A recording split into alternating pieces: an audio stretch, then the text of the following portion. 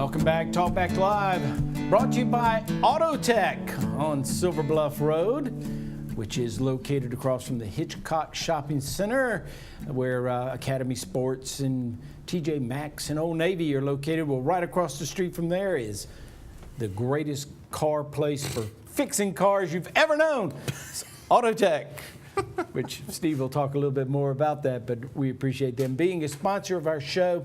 And you can go by there. They specialize in imports, but they do domestic as well. They do some really expensive cars, but they'll take care of inexpensive cars too and get you back on the road so you can run without any humming, hissing, knocking.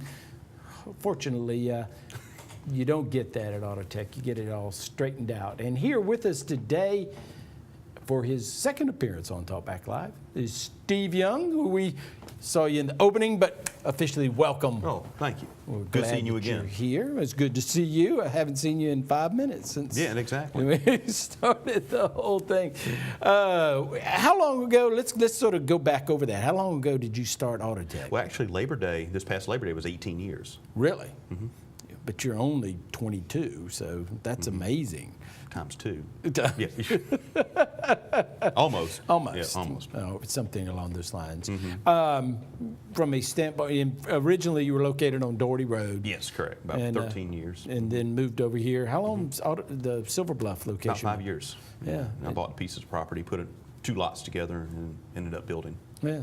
So. And it's interesting just to go down and see all the different cars. Yeah, we have some people that come in and I just want to see what you're working on today. Yeah, and it's impressive when I showed up to shoot the commercial and just started walking around and taking pictures of the different cars. It was really the first time, and unfortunately, I guess fortunately, unfortunately, whatever way we look at it, I've spent a lot of time at Autotech, especially with that old Volkswagen. But from a standpoint of going down and actually looking at the different cars, there's some great cars. In that particular day, you had a Lotus that was down there, which is a pretty fancy, pricey car. Yeah, there's a couple of them we work on. Yeah. But that one, actually, the one you seen was, they live in Augusta. Do they? And, that speaks, I think, pretty well for Autotech and what you're doing there, that people will come all the way over from Augusta to actually get the car worked on by you guys. And it's not just you. Yeah. How many mechanics do you have? Be 7, including me. Okay. And y'all stay pretty busy. Pretty steady, yes. Honestly. But you don't just work on expensive cars. You work on the, what did you call it, the economical cars. Economical cars. Yeah, a little bit of everything. Ford, Chevrolet, Chrysler, it doesn't matter. Volkswagens that don't necessarily run real well. Well, they're not economical, but they can be. They can be. Yeah. But some German cars that are a little bit more pricey. Well, and it's actually, I'd gotten a used Jetta. Is what it was, wasn't it? And Steve kept it on the road. It had all kinds of fun issues along the way.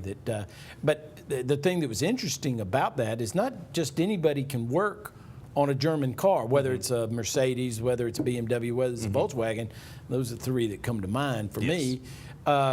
You actually have a guy who worked over at General Jones Volkswagen, Ben. Yeah, for about 25 years. Yeah, so very nice guy. And he understands. He can open it up. The first time I ever took the hood up, it was the first Volkswagen I ever had. I was like, "Where's the engine?" And it's not like the Bug, where the Bug was actually in the back. Yeah, it was just they've got it covered up. And that's the thing now. They cover the engine up. Everything has plastic panels on just about everything nowadays, and that's with every manufacturer. They clean the engine bay up. Right. It's kind of interesting how it all moves. But the German car is built differently than an American car. Yeah, German engineering. That goes a long way. The way they set systems up are completely different. Yeah, and it's different from the Japanese cars. Correct. To any of them. They have their own special way of doing things. Correct. And it's not just you hear the commercials where German engineering. It really is. It's different from one car. And I would imagine it's the same process on a BMW or a Mercedes. Exactly, yes. That you have to be at least specialized to know. Because a lot of it nowadays, or if not all of it, is computer driven, right? Exactly. Everything's proprietary to each systems, each manufacturer. They use their own software. Volkswagen and Audi is pretty well the same.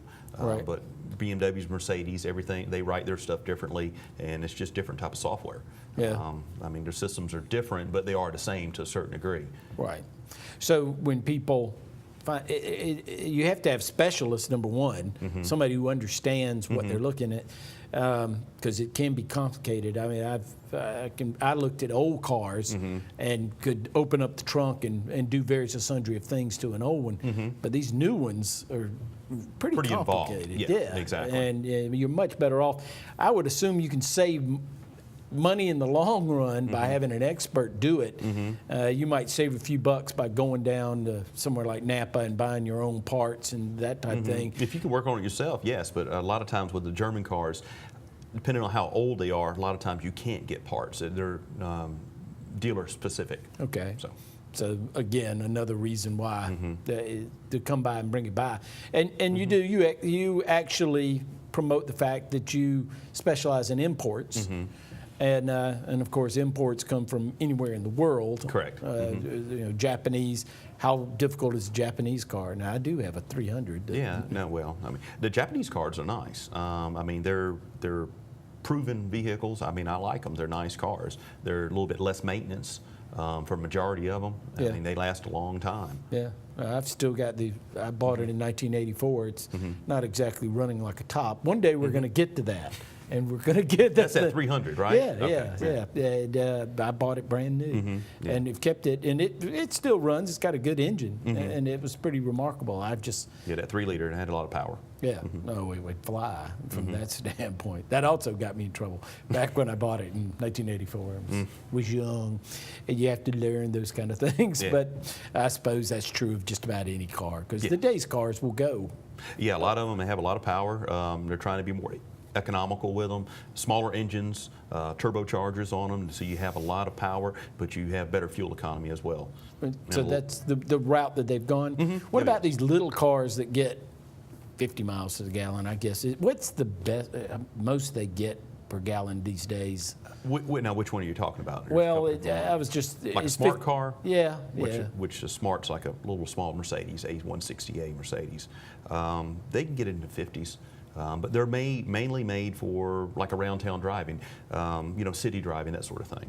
On the interstate, I mean, you get up to high speed with those little cars. I mean, they're nice. I mean, they're nice little cars, but personally, I like something a bit larger with me when I'm traveling 75 miles an hour. Yes. Yeah. Well, if you're out there in the interstate, you got to deal with big trucks. Correct. Yeah. And you're in a little small thing, because those are much smaller. They do get great gas mileage. Now, I like a Volkswagen, like the TDIs, the turbo diesels. I have customers get 48, 52 miles to the gallon out of them, and it's just a regular diesel, not a hybrid, just a plain diesel. But usually that's what a manual transmission, automatic's a little bit less. You get more moving parts, a little bit more drag on the engine, but you can still get well into the mid-40s on it. Okay. Well, it's fascinating how things can range now. My old truck, it got 12 miles to the gallon. Yeah. Oh, yeah. Those days are dwindling, are they not? Yeah, they won't. I think the mandate, they won't let them have cars that get that type of gas mileage. I think there's a gas guzzler's tax. I think that's still in effect on a lot of the cars that don't get really good gas mileage. Yeah. And that's more into the performance cars that they're not really cared about the fuel mileage to a certain degree. Okay. All right, well, let's take a break, and when we come back, we got some questions to ask Steve about specifics as to things that you need to look for. And if you've got a question, give us a call. You can call us at 335-1400, and that's, of course, 803 if you have to dial 803, but 335-1400, or you can email us at talkback@thetootssuite.com, and send your messages in. I've got some questions that I'm going to ask him, but you may have some better questions. Or if we don't get to them today, we'll ask him the next time Steve comes.